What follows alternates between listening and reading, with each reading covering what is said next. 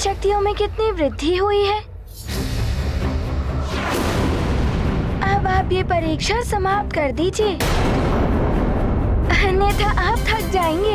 बिना इसकी शक्ति प्राप्त किए इस मरकट को पराजित करना महानतम वाली के लिए भी कठिन है। अच्छा, आप हनुमान की शक्तियों को जानना चाहते हैं, तो इसमें इतना परिश्रम क्यों? मैं अभी दिखा देता हूँ। तेरी शक्तियों का विवरण नहीं, मुझे तेरी आधी शक्ति चाहिए मरकट। नारायण नारायण, वाली केसरी नंदन हनुमान की आधी शक्ति पाना चाहता है, परंतु वो भूल रहा है कि उसको प्राप्त वरदान के अनुसार ये तभी संभव है जब हनुमान शत्रु भाव लेकर वाली के सम्मुख आए। परंतु हनुमान तो उसके प्रति प्रेम से ओतप्रोत है, परंतु वाली कदापि समझ नहीं पाएगा क्योंकि उसकी बुद्धि को घृणा और क्रोध ने कुंठित कर दिया है।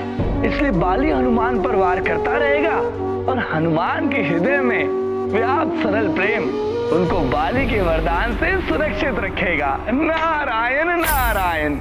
आपके तप पर जाने के पश्चात मुझे देवियों और देवताओं से अनेक वरदान प्राप्त हुए। देवी अंजना के पास मारुति को ले जाने के पूर्व हम देवता उसे आशीर्वादों से युक्त करना चाहते हैं। अनेक प्रकार के वरदान मुझ में समाहित हैं।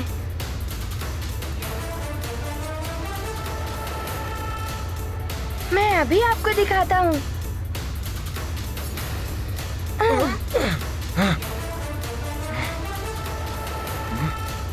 देखिए वाली भैया, मैं अपनी इच्छा अनुसार अपनी देह का आकार बदल सकता हूँ। अभी दिखाता हूँ। मैं ब्रह्मा तुम्हें वरदान देता हूँ, तुम इच्छाधारी होगी। जब जैसा रूप धारण करना चाहोगे तुम कर सकोगे।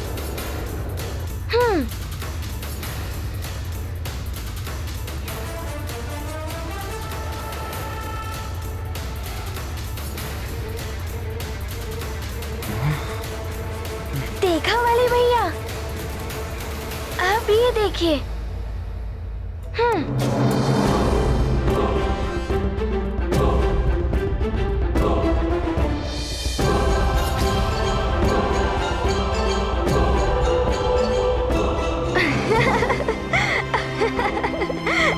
अरे कहाँ चला गया मरकट?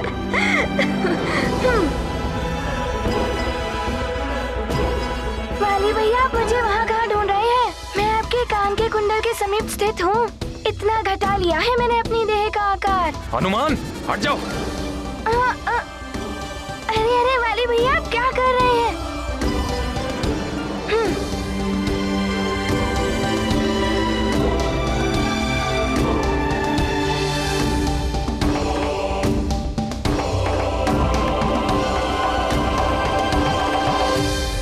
वाली भैया, आपको ज्ञात है मैं अपनी श्वास के प्रवाह से बड़े बड़े पर्वत हिला सकता हूँ। अभी दिखाता हूँ।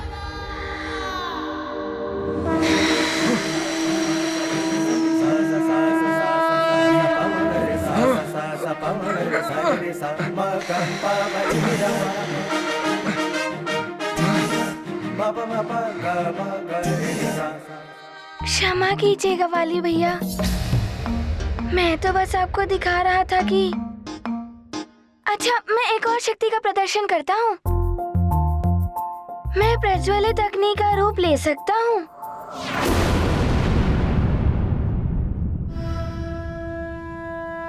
मैं अग्निदेव तुम्हें वरदान देता हूँ कि कितनी भी भीषण अग्नि हो, उसकी ज्वाला तुम्हें किसी भी प्रकार से हानि नहीं पहुंचाएगी।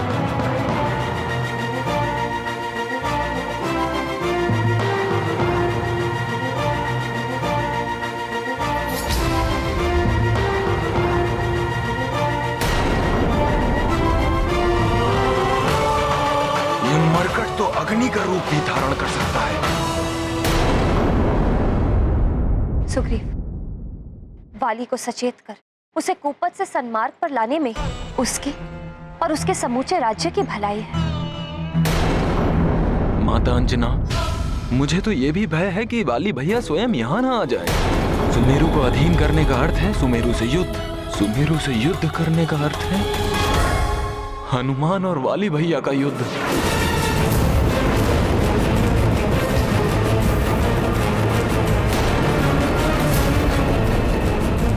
जो वाली भैया के लिए घातक सिद्ध हो सकता है। हाँ पुत्र सुग्रीव, इस बात का भय तो मुझे भी है। मैंने मित्र ऋक्षराज को वाली की सुरक्षा का वचन दिया है। वो यहाँ आ गया तो उसकी रक्षा करना कठिन हो जाएगा। किसी प्रकार वाली को सुमेरु और हनुमान से दूर रखना होगा।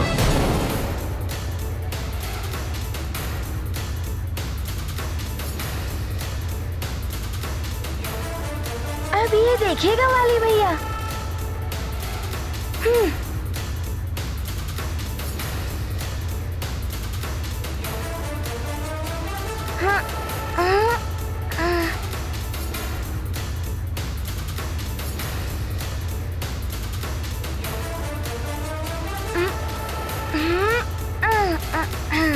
ये मरकट कहीं इस पर्वत को उठाकर मेरे ऊपर तो नहीं फेंकने वाला। मुझे वाली भैया को समझाने का प्रयत्न करना चाहिए,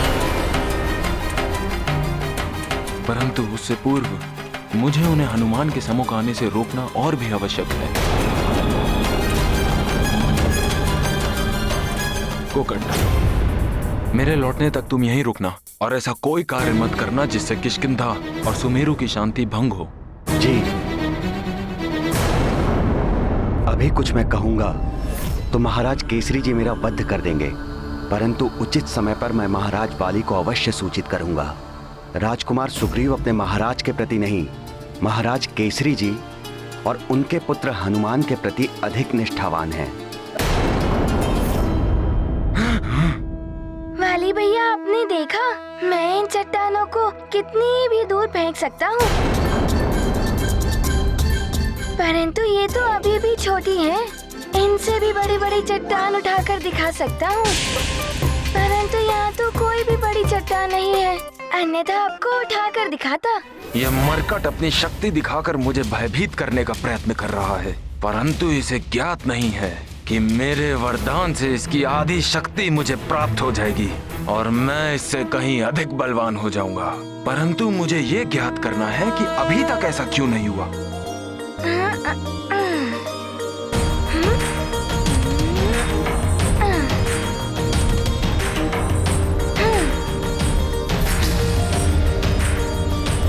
कितने भोले और निष्कपट है हनुमान। वाली के घृणित प्रयोजन का उन्हें लेश मात्र भी अनुमान नहीं है।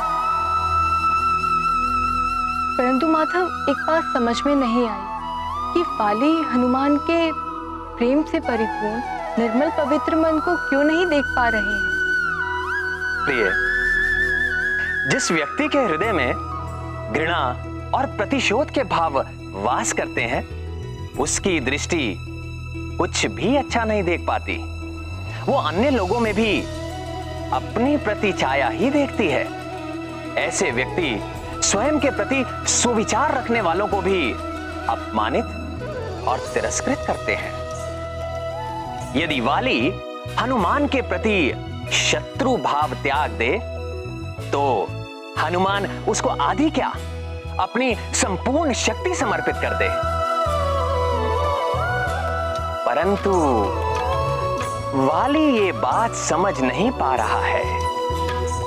सत्य है, घृणा से वशीभूत होकर व्यक्ति धर्म अधर्म, अपना पराया और यहां तक कि अपने हित अहित के विषय में भी कुछ समझ नहीं पाता, जिसका परिणाम सदैव उस व्यक्ति का विनाश ही होता है।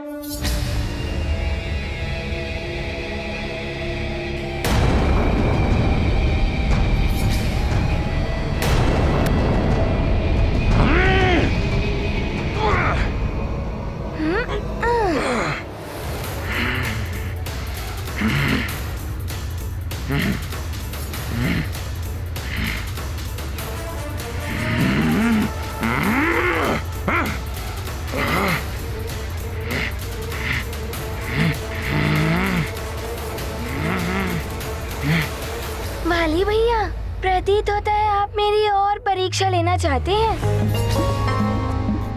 ये देखना चाहते हैं कि मेरी भुजाओं में कितनी शक्ति है? ये जानना चाहते हैं ना आप?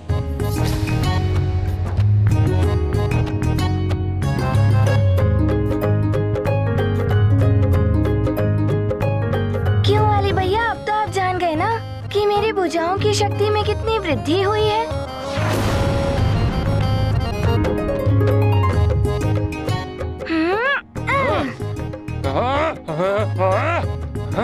आनंद आ रहा है ना वाली भैया?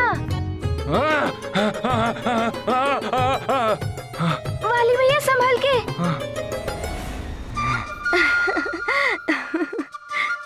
वाली भैया, अब तो आप संतुष्ट हैं ना कि आपकी अनुपस्थिति में हनुमान ने समय व्यर्थ नहीं किया? अब तो मेरी परीक्षा पूर्ण हुई ना, तो हनुमान को अपने गले से तो लगा लीजिए।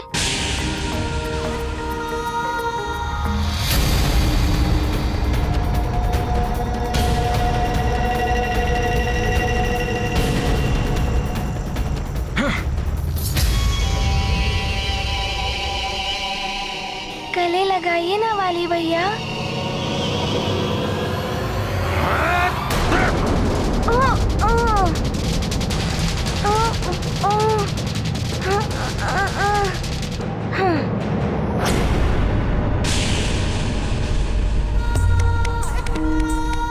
वाली भैया, और कितनी परीक्षा लेंगे मेरी?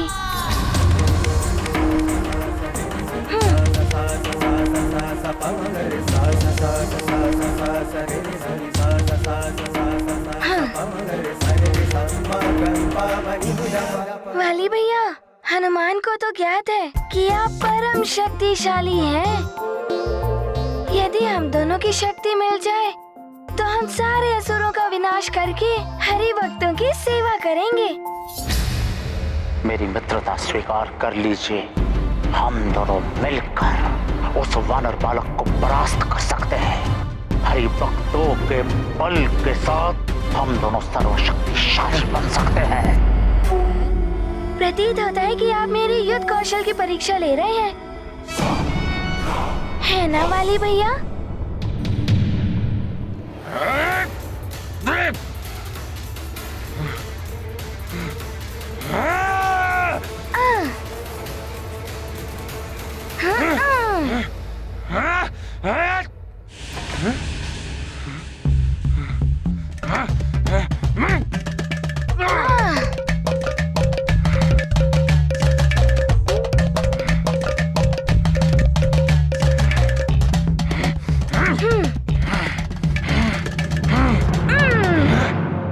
वाली भैया को क्या हो गया है? मेरा प्रणाम भी स्वीकार नहीं किया, मुझे अपने गले से नहीं लगाया, बस निरंतर भांति भांति की परीक्षा ही लिए चले जा रहे हैं। क्यों कर रहे हैं वो ऐसा व्यवहार?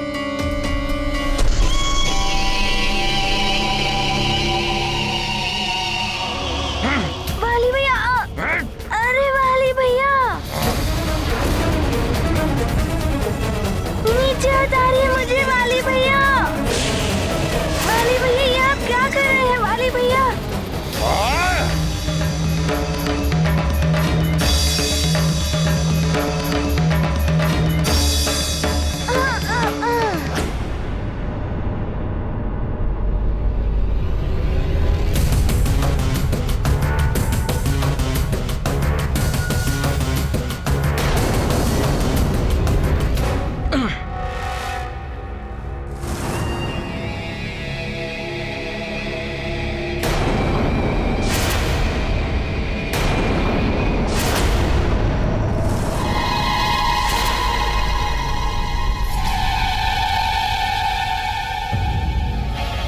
इस मरकट को तो शिलाओं के नीचे होना चाहिए था, ये यहाँ कैसे आ गया?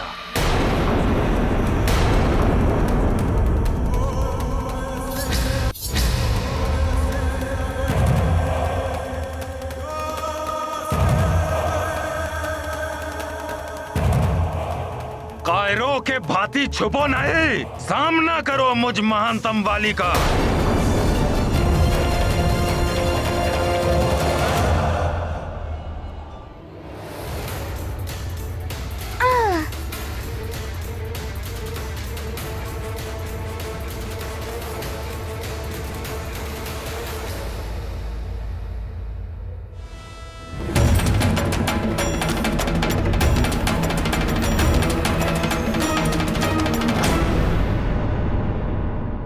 परीक्षा लेते लेते कहाँ चले गए वाली भैया? वाली भैया। हनुमान!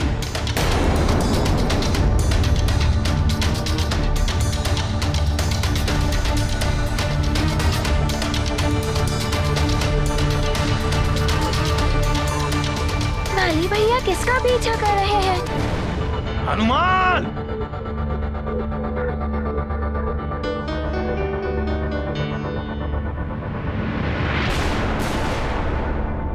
हनुमान! कहाँ हो? ये तो बड़ी तीव्र गति से मेरे पीछे आ रहे हैं। इन्हें यहाँ पहुंचकर मुझे पकड़ने में अधिक समय नहीं लगेगा। मुझे इन्हें भ्रमित करने के लिए कोई और उपाय सोचना होगा।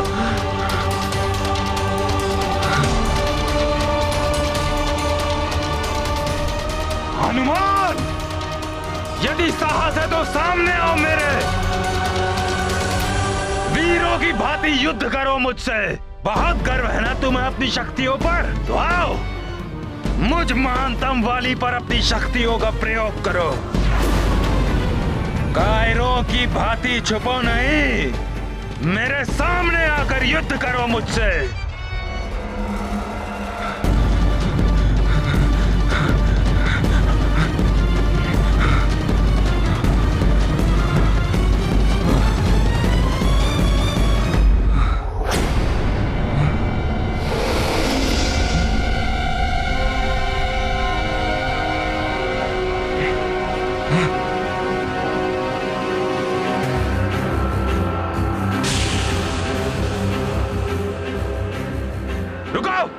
रुक जाओ!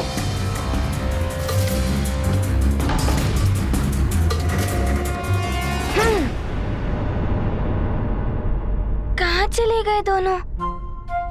अभी तो यहीं थे।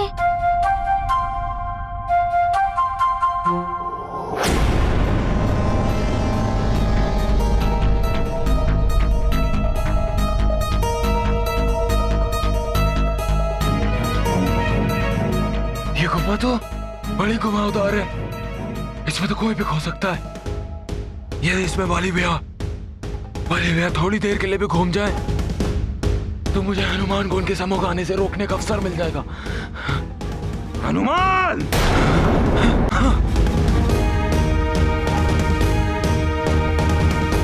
हनुमान! बाहर निकलो! हनुमान! हनुमान! कहाँ छुप कर बैठे हो?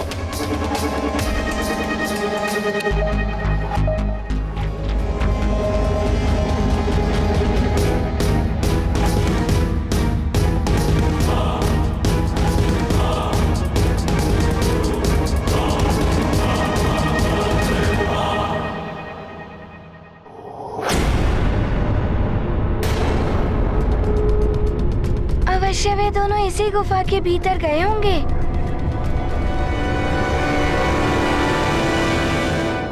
हनुमान!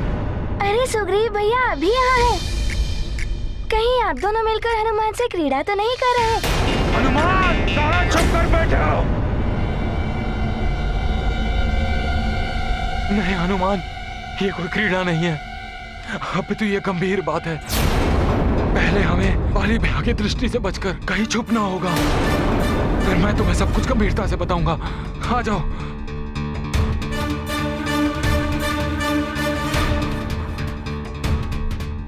क्या हुआ सुग्रीव भैया? आप मुझे वाली भैया से क्यों छुपा रहे हैं? उन्हें भी आप बुला लीजिए ना। हनुमान, वाली भैया में बहुत ही परिवर्तन आ चुका है। हमें उनसे छुपना आवश्यक है। हनुमान! वाली भैया पुकार रहे हैं। उस गुफा के भीतर अवश्य वो किसी संकट में होंगे। नहीं नहीं हनुमान, तुम उनके पास नहीं जा सकते। वाली भैया संकट में नहीं है, बल्कि वाली भैया हमारे लिए संकट है।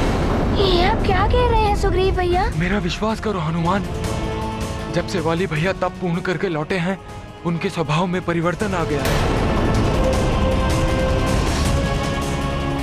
मुझे इस घुमावदार गुफा में भटका कर ये मत सोचो कि तुमने बहुत चतुराई का काम किया है। कभी न कभी तो तुम्हें मेरे सामने आना ही होगा। तू अभी आओ मेरे सामने। हाँ। मैं तुम्हें वाली भैया के बारे में सब कुछ बताऊंगा, परंतु यहाँ नहीं, सुमेरु चलकर। वहाँ तुम्हारी आवश्यकता है। क्या सुमेरु में मेरी आवश्यकता है? वहाँ सब सकुशल तो है ना? इतना अधिक में बताने के लिए समय नहीं है हनुमान। बस इतना समझ लो कि तुम्हें वाली भैया से कदापि नहीं मिलना है और अतिशीघ्र सुमेरु पहुंचना है। परंतु हनुमान, मैं तुम्हारा प्रिय मित्र हूँ, विश्वास करो मेरा हनुमान, और शीघ्र सुमेरु के लिए प्रस्थान करो। हनुमान! हनुमान! हनुमान, इसके पूर्व वाली भैया यहाँ आए। तुम शीघ्र ही सुमेरु पहुंच जाओ हनुमान। जी सुग्रीव भैया। वाली भैया में ऐसा क्या परिवर्तन आ गया है? और सुग्रीव भैया मुझे बार-बार शीघ्र सुमेरु पहुंचने के लिए क्यों कह रहे थे?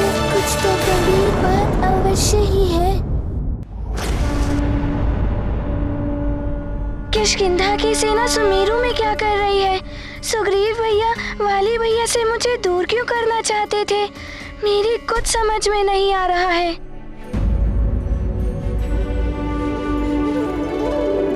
पिताश्री,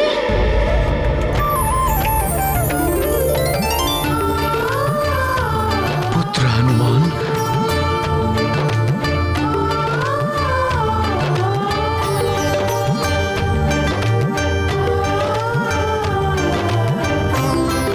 पुत्र हनुमान, तुम्हारे आलिंगन से सुखद मेरे लिए क्या हो सकता है? मंगल कर घर आए हनुमान, पिता मिलन आनंदित उन्मन। गृह आगमना महासुखारी, नेत्र मुदित निज लाल निहारी। मातु पिता से मिलन सुयोग, प्रेम प्रबल ममता कर योग।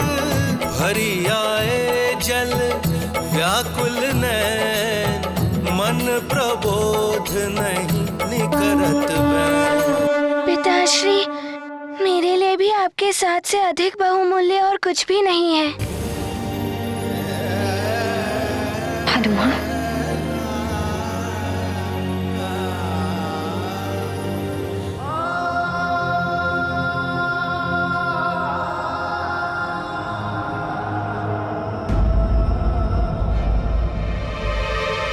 पिताश्री, किष्किंधा के कोकट जी यहाँ क्यों उपस्थित हैं?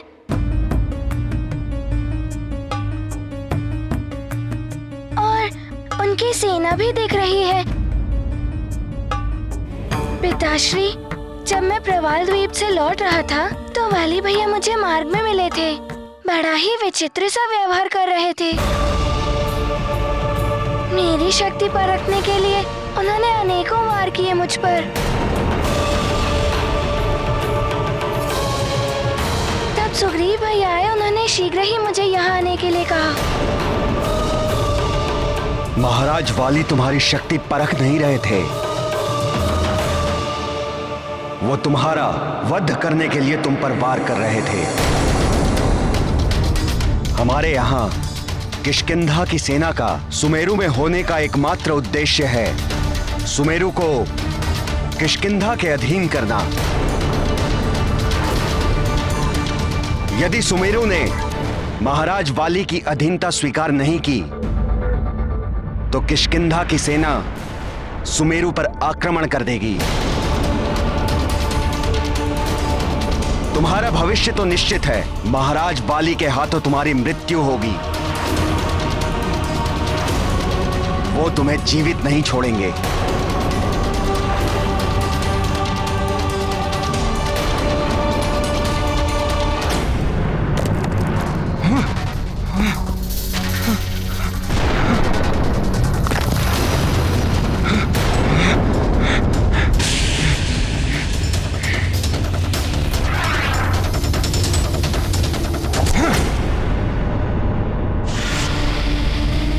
हनुमान मरकट, मैं तुम्हें जीवित नहीं छोड़ूंगा।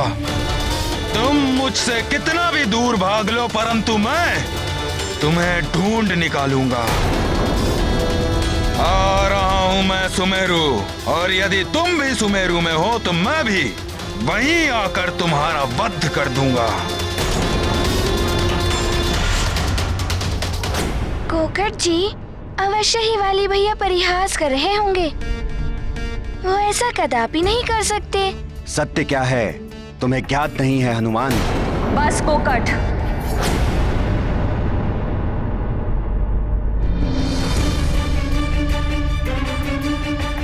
हनुमान को ज्ञात कराने की कोई आवश्यकता नहीं।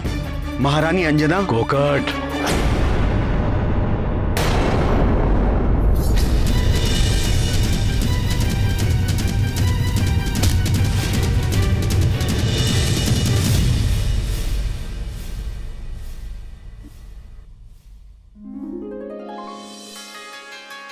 हनुमान, माँ, माँ, माँ, मेरा लाल।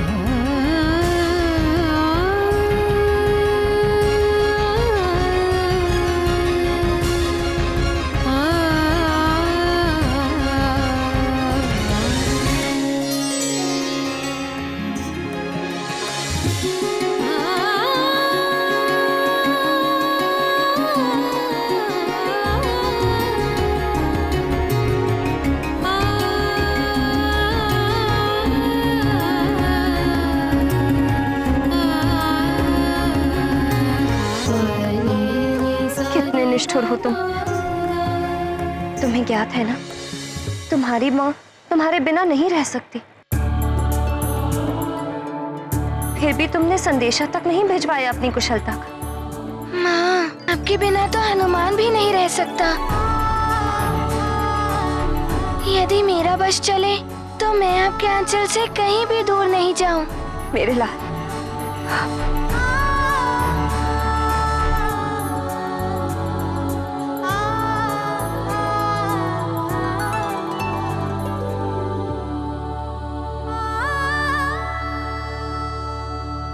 अरे इतने दुर्बल दिखाई दे रहे हो।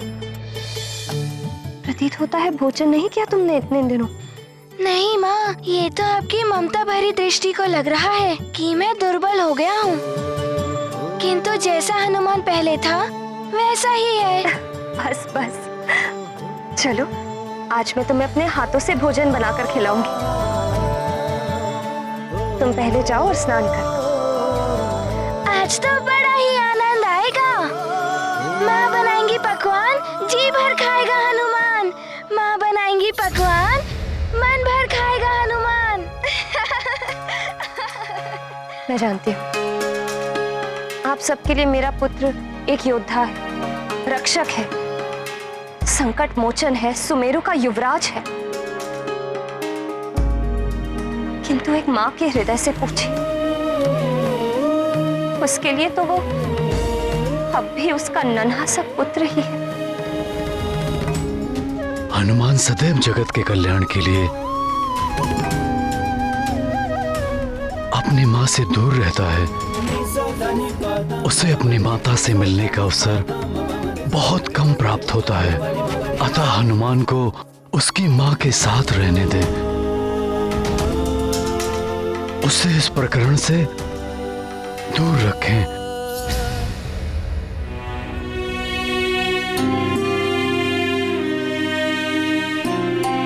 आज हनुमान बहुत दिन पश्चात अपनी माँ के पास लौट कर आया है। ये माँ अपने एक मात्र पुत्र पर अपनी ममता, अपना स्नेह लुटाना चाहती है। इसीलिए हनुमान को इस राजनीति से दूर ही रखिए। इस माँ पर बड़ी कृपा होगी आप सबकी।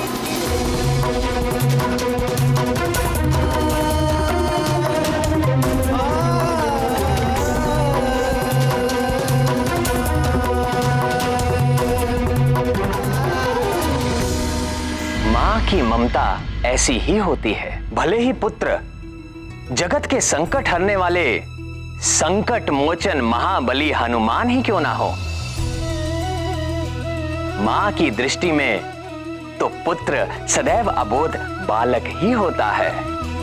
पुत्र भले ही बड़ा हो जाए, किंतु मां का निस्वार्थ प्रेम, पुत्र की कुशलता की चिंता सदैव ऐसे ही बनी रहती है जैसे बाल्यकाल में बनी रहती थी। मां की यही कभी ना क्षय होने वाली ममता उन्हें देवताओं से भी उच्च स्थान पर स्थित करती है। अतः कभी मां का अनादर नहीं करना चाहिए। जब तब व्रत से अवश्य पुण्य मिलता है, परंतु उससे भी अधिक पुण्य मिलता है मां की सेवा से। खीर तैयार हो गई? हो रही है महारानी जी। सुगंध तो बहुत अच्छी आ रही है। इसमें मैं थोड़ा और मेवा डाल देती हूँ। अच्छा, अब इसे कुछ क्षण तक ऐसे ही चलाते हैं और फिर शीतल करने के लिए रख देना, ठीक है? जी। अरे अरे, लड्डू नहीं बने अभी तक? शीघ्रता से हाथ चलाओ। हनुमान स्नान करके आता ही होगा, उसके आने से पूर्व लड्डू बन जाने चाहिए। चलो मैं भी मदद करती हूँ। आज इतने दिनों पश्चात हनुमान मेरे हाथ के बने हुए लड्डू खाएगा।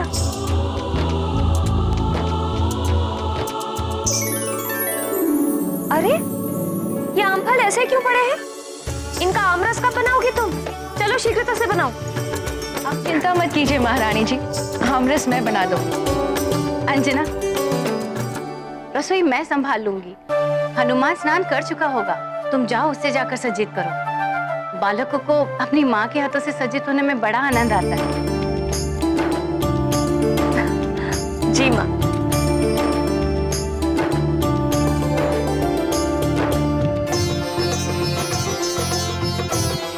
माँ, हनुमान के आते ही निष्प्राण से हुए राजभवन में चैतन्यता सी आ जाती है, उमंग और उल्लास सा छा जाता है।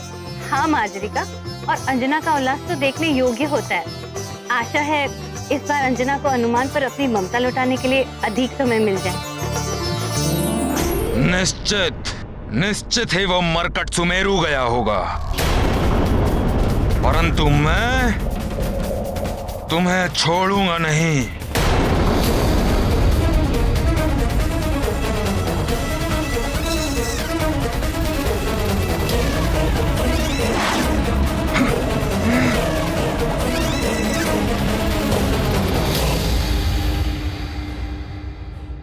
इतनी शक्ति वाली भैया में पूरी गुफा ही ढह गई। वो सुमेरु की दिशा में गए हैं, कहीं कुछ अनर्थ ना कर दें। मेरा उन्हें रोकना आवश्यक है।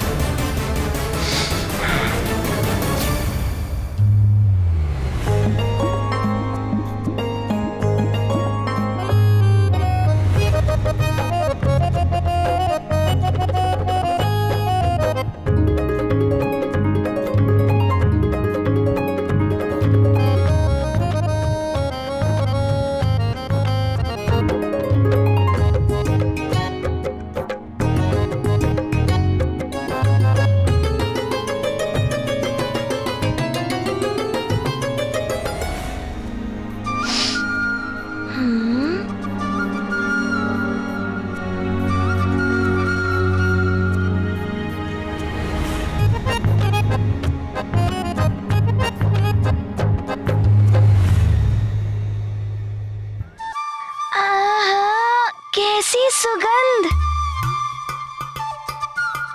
भोजन की? नहीं,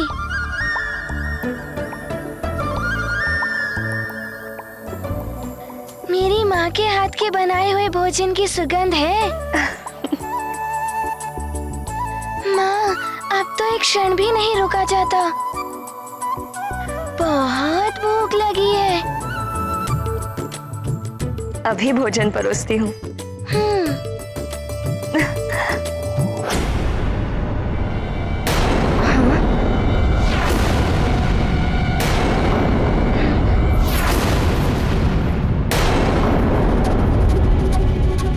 कहाँ गया भोजन?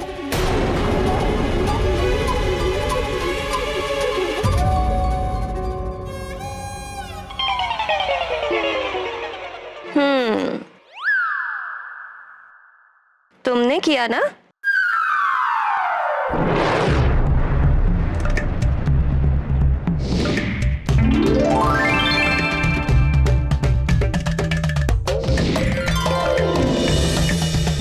माँ, हनुमान से रहा नहीं जा रहा था।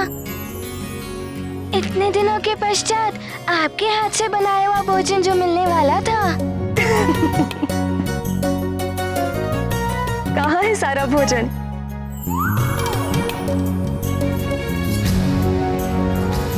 सखा,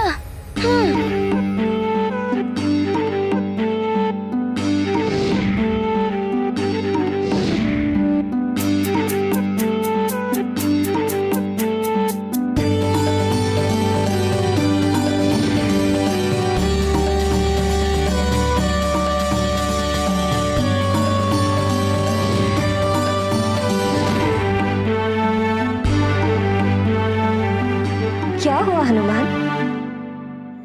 भोजन आरंभ करो पुत्र।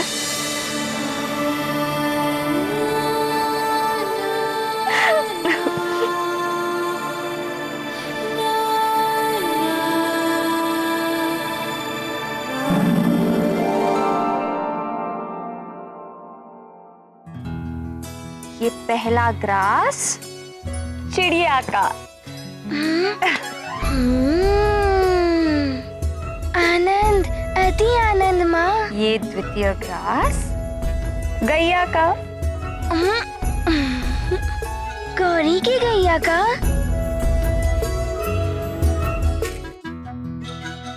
माँ, आपके ये स्नेह भरे स्पर्श से भोजन अमृत बन जाता है। स्वर्ग के दिव्य भोजन में भी ऐसा आनंद कहाँ जो इस भोजन में है।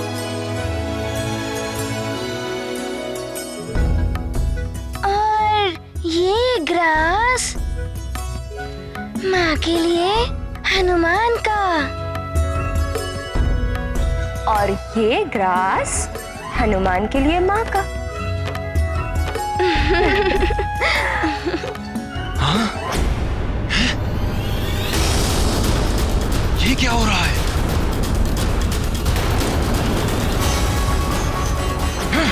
हाँ? वाली यहाँ?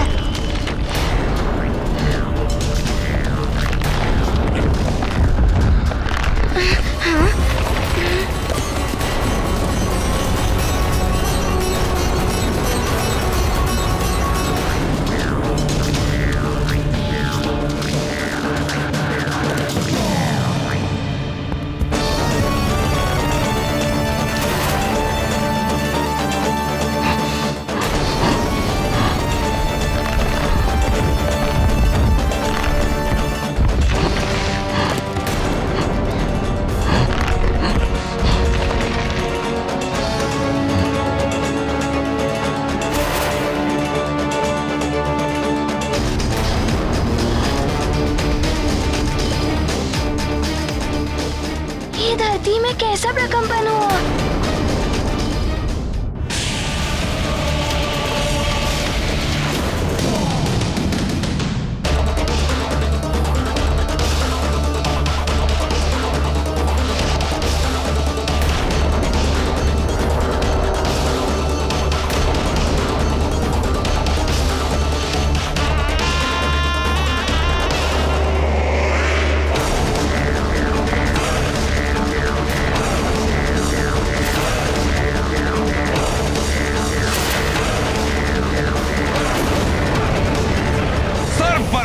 मुकुट, राज सिंहासन पर आसीन काका केसरी जी।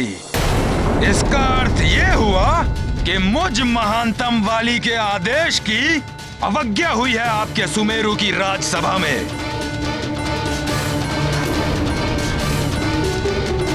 काका केसरी जी, मेरी अधीनता स्वीकार नहीं की आपने, या सुग्रीव को अधीनता स्वीकार कराना आया ही नहीं। वाली, काका केसरी जी!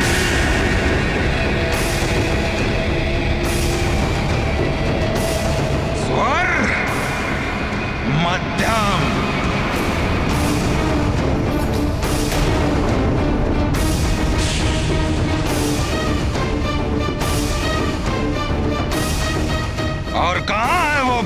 सुग्रीव और आपका पुत्र हनुमान, जो मुझ महानतम वाली के भय से भागकर यहाँ कहीं छुपने आ गया होगा। माँ, अवश्य ही कोई अनहोनी घटी है। माँ, मैं अभी जाकर देखता हूँ। किंतु हनुमान, कहाँ छुप कर बैठा है हनुमान? और वो सुग्रीव, जिसके लिए उस हनुमान की मित्रता मुझ महानतम वाली के आदेश से भी बड़ी हो गई है। ऐसा नहीं है भैया।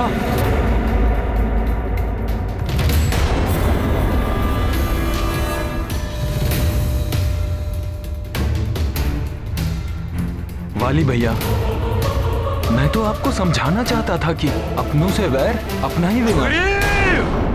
मुझ महानतम वाली के आदेश का उल्लंघन कर कर मुझे ही समझाओगे तुम? यह इतना साहस आया कहां से तुम में? भैया मैं तो मेरे आदेश की अवहेलना करने का दंड मिलेगा तुम्हें, दंड मिलेगा तुम्हें, दंड मिलेगा तुम्हें।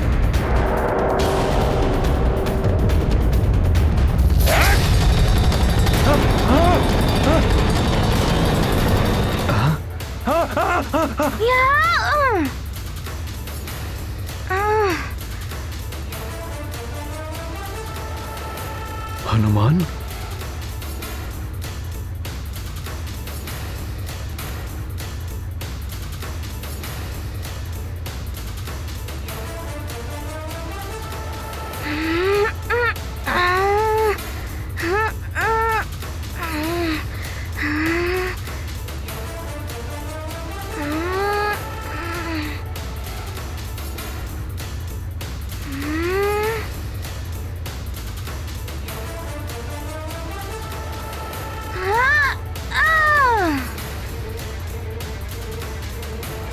हनुमान!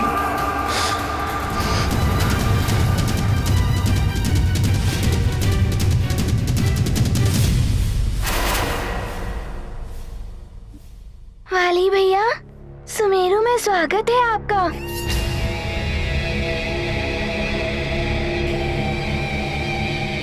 स्वागत करोगे तुम वाली का?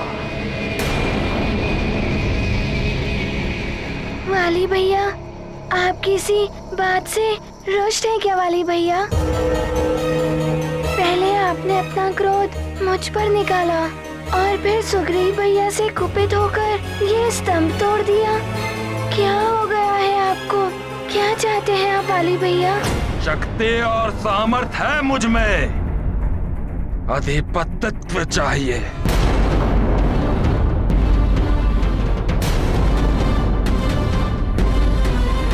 समस्त वानरों का, किष्किंधा, सुमेरु और पंपासर का, समस्त वन राज्यों का, समस्त वन संघ का, इस राजभवन का और सुमेरु के राज सिंहासन का आधिपत्यत्व।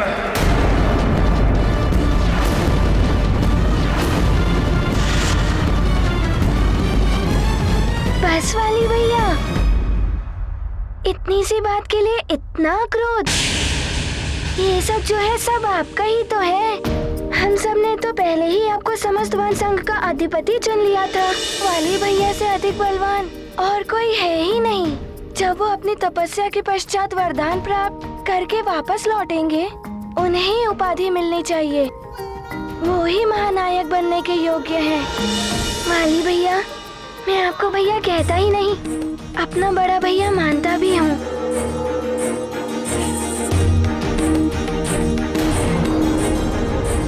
जितना अधिकार मेरा इस सिंहासन पर है, उतना अधिकार आपका भी है। वाली भैया, जो हमारा है वो सब आपका भी तो है। ये क्या कह रहा है हनुमान? जो आपका है सो हमारा है। यदि आपकी इच्छा हो तो आप ये राज सिंहासन भी ले लीजिए।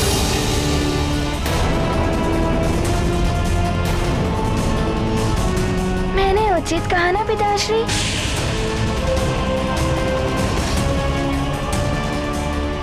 सर्वथा तुमने उचित कहा हनुमान। ऐसा भी हो सकता है, ये तो सोचा ही नहीं।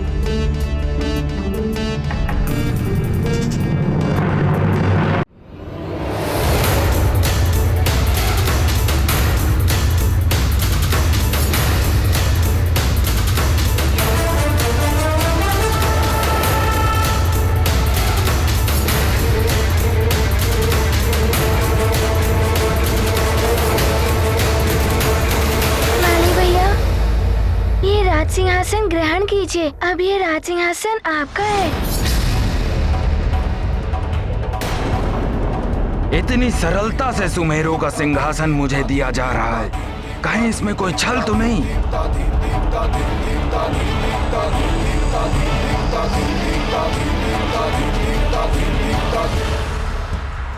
मुझ महानतम वाली से अब कौन छल करने का साहस कर सकता है भला? ये तो वाली के भय के कारण हो रहा है।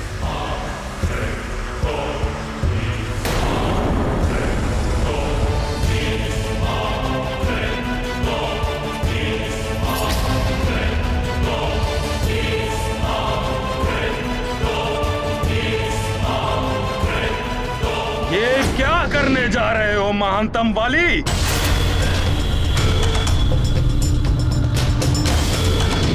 महानतम वाली भिक्षा में दी हुई राज सिंहासन लेगा? सिंह स्वयं आखेट करता है,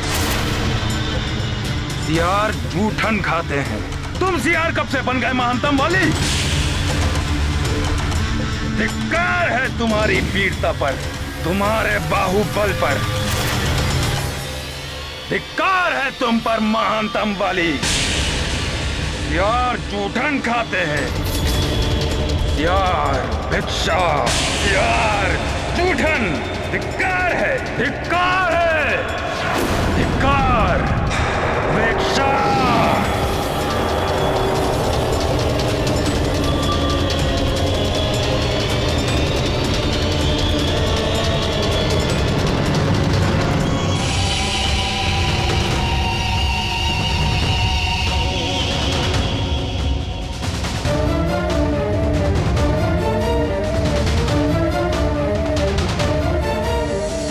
भिक्षा नहीं चाहिए महानतम वाली को।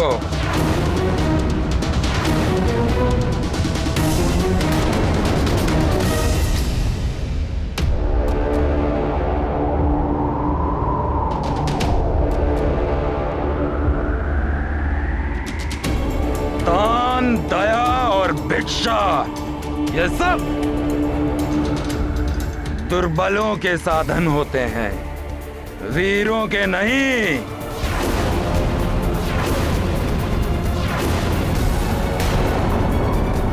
महानतम वाली को दान नहीं, तुम सबकी अधीनता चाहिए।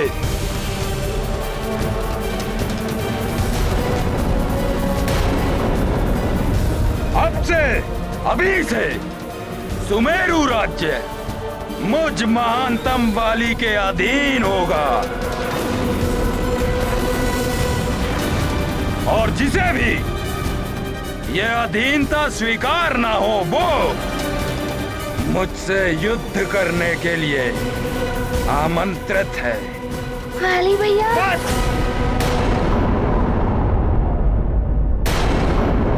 हनुमान, मुझ महानतम वाली को जो भी चाहिए उसे लेने से कोई नहीं रोक सकता।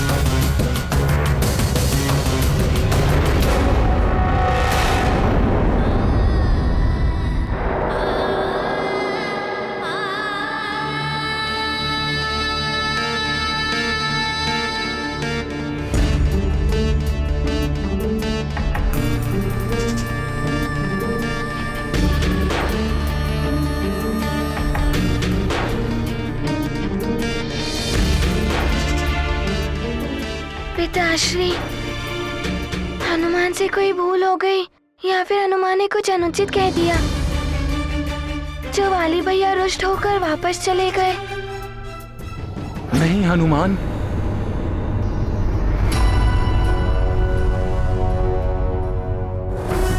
तुमसे कोई भूल नहीं हुई है हनुमान। वाली भैया ही मार्ग से भटक गए। राजकुमार सुग्रीव को महाराज वाली का कोई भय नहीं है। वाली भैया, मैं आपको भैया कहता ही नहीं, अपना बड़ा भैया मानता भी हूँ। जितना अधिकार मेरा इस सिंहासन पर है, उतना अधिकार आपका भी है। जो हमारा है सो आपका भी है। यदि आपकी इच्छा हो तो आप ये राज सिंहासन भी ले लीजिए। मुझ महानतम वाली को भिक्षा देगा मरकट।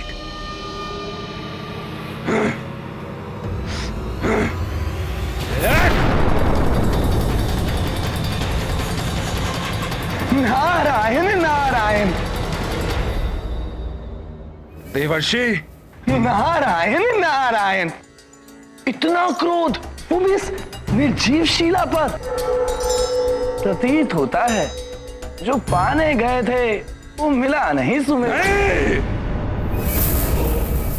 सुमेरु को अपने अधीन कर लिया है मैंने, और अब बहुत शीघ्र ही समस्त वन राज्यों को मैं अपने अधीन कर लूंगा। समस्त वन राज्यों को अपने अधीन करना चाहते हैं वाली भैया। सुग्रीव भैया, मेरे पिताश्री ने मुझे सीख दी थी कि महत्वाकांक्षा ही जीवन में सफलता की प्रथम सीढ़ी है। यदि वाली भैया महत्वाकांक्षी है तो इसमें अनुचित क्या है? महत्वाकांक्षी होना अच्छा है हनुमान, किंतु अपनी महत्वाकांक्षा पूर्ण करने के लिए अकारण अपनों से बैर ठान लेना, अनुचित प्रकार से उन्हें पीड़ा देना सफलता के मार्ग पर नहीं, अन्यथा पतन के मार्ग पर ले जाता है। अच्छा अच्छा, तो तुम उन्हें अपने अधीन करने गए थे, फिर तो तुम्हें हनुमान की शक्तियां भी मिल गई होंगी। उसकी शक्तियां प्राप्त करना ही तो उद्देश्य था मेरा देवर्षि, परंतु न जाने क्यों उस मरकट के समक्ष आते ही मेरा वरदान निष्क्रिय हो जाता है। वरदान भी निष्क्रिय हो जाते हैं जब मनुष्य की महत्वाकांक्षा उसकी बुद्धि को भ्रष्ट करके उसे अनुचित दिशा की ओर अग्रसर कर देती है। वाली भी पतन के मार्ग पर चल निकला है। हाँ महाराज, सुमेरु की भांति ही अन्य राज्यों को भी अधीनता स्वीकार करने के लिए चेतावनी भरा संदेश भेज दिया है वाली भैया ने। इस महत्वाकांक्षा को पूर्ण करने के लिए वाली भैया ने पिताश्री को भी बंदी बनाकर रखा है।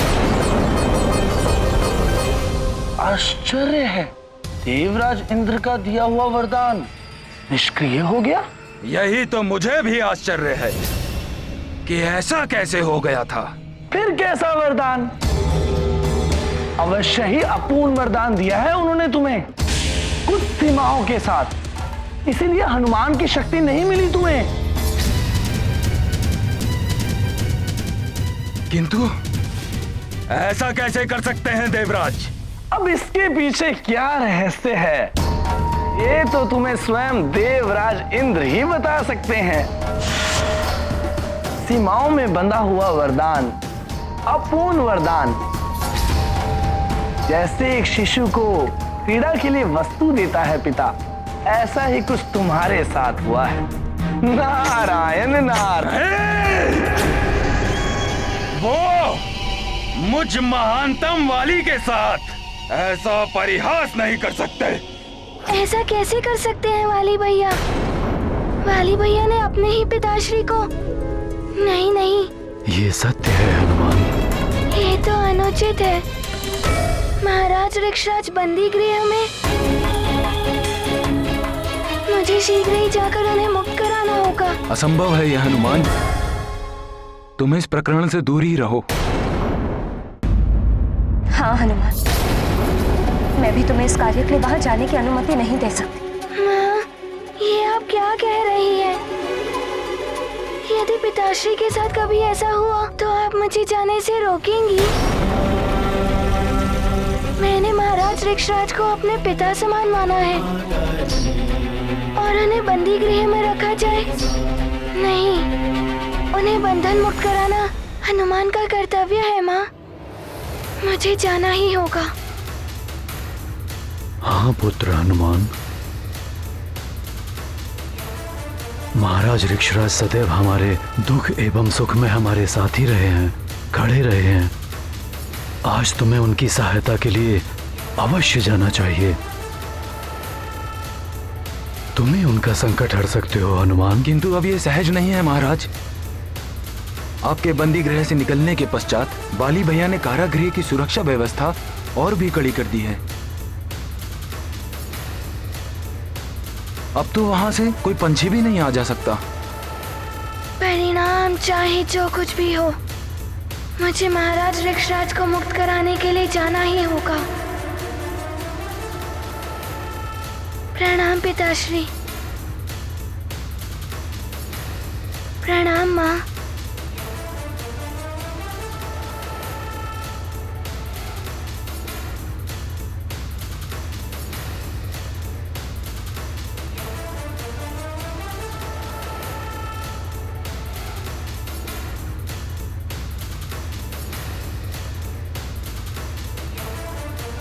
देवराजेंद्र, आप अपने अंश के साथ ऐसा परिहास नहीं कर सकते। वर्षों तप किया है मैंने उस वरदान को प्राप्त करने के लिए, परंतु अब इसी समय जाकर मैं उनका आवाहन करूंगा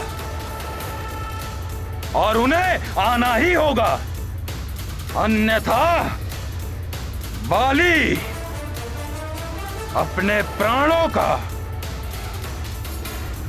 त्याग कर देगा।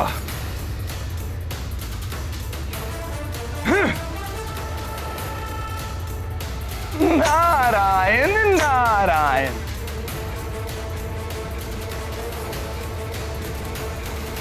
वाली भैया ने अपने पिताश्री को बंदी बनाकर कदाचित उचित नहीं किया, किंतु अब ये पुत्र अपने पिता तुल्य महाराज ऋक्षराज जी की मुक्ति कराकर ही रहेगा।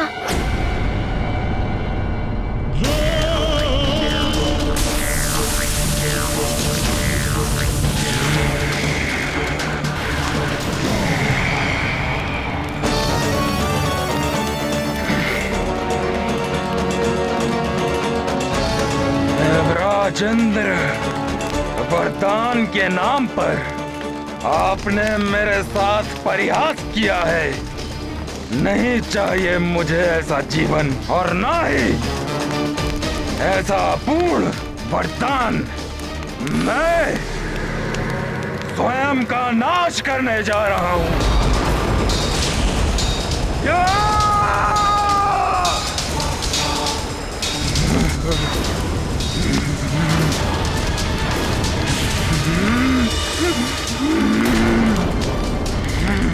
रुक जाओ वाली, ऐसा मत करो।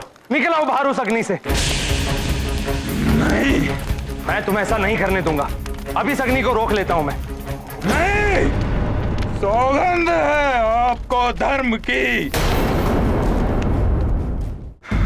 आप मेरी इच्छा के विरुद्ध जाकर ये अग्नि को नहीं बुझा सकते।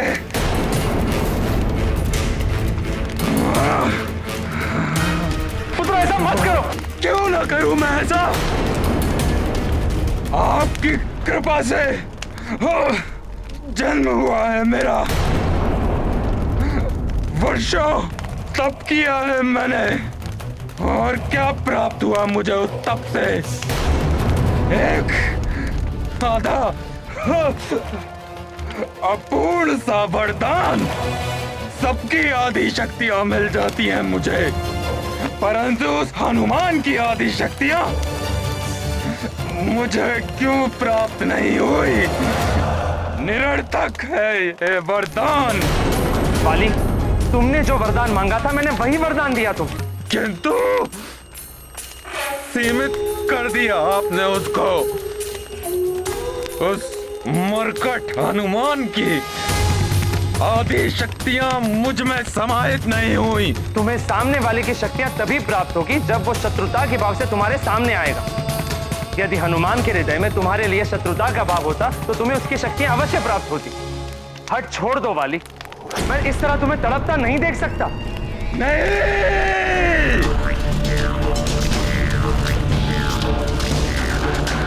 यदि तुम कहो तो मैं तुम्हें एक और वरदान दे सकता हूं।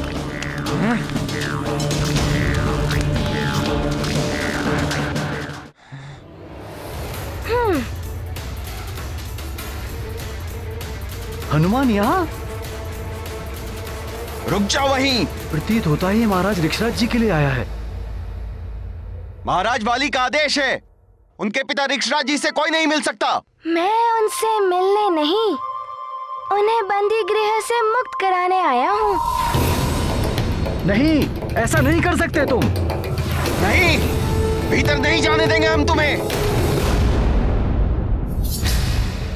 राम भक्त महाबली हनुमान को जानना हो तो चैनल को सब्सक्राइब करें और बेल आइकॉन दबाना न भूलें।